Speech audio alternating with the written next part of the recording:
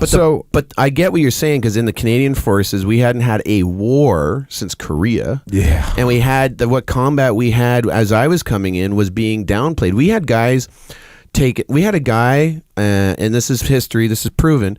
He took an RPG round through his chest, like just killed him, obviously, and everything. But his family was told he was killed in a rollover, because our government was like, they're supposed to be peacekeeping. Where was it? In the former Yugoslavia. Damn. I know a guy who took a sniper round through the chest as a tank commander. He was told, shut the fuck up, take your pension and your benefits. Got full benefits. Like, they didn't downplay what you got if you're wounded.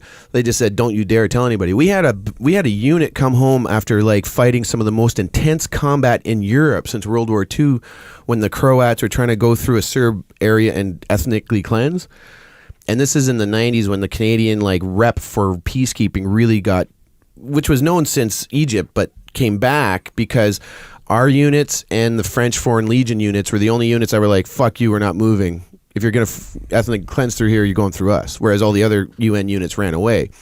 And they were in 4 or 5 days of like intense combat, bunch of wounded, no killed, thankfully, but the government and the chain of command were like, shut your fucking mouths, go home like nothing happened. That's real? That's real, bro. Google Mitic Pocket, Canadian Forces, and you'll read all about these dudes who just like basically were like hanging out, drinking coffee, smoking butts, and telling war stories that never happened, to being in a war and going, holy shit. A buddy of mine, he's gonna get mad at me. He put out a book called Shadow Keeper or Ghost Keepers. I'll get the name. Sorry, and he was the first Canadian unit. Him and his unit were the first Canadian units into Bosnia. And the shit they saw and the things they went through. It's a great book, by the way, Ghost Keepers. Why would he be mad at you for talking about it? No, forgetting the name wrong. Oh, okay. Sorry about that.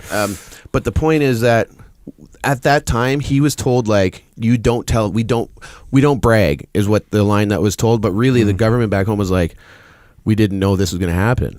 Well, that you don't peacekeep without busting heads. Yeah. Like, there's a reason.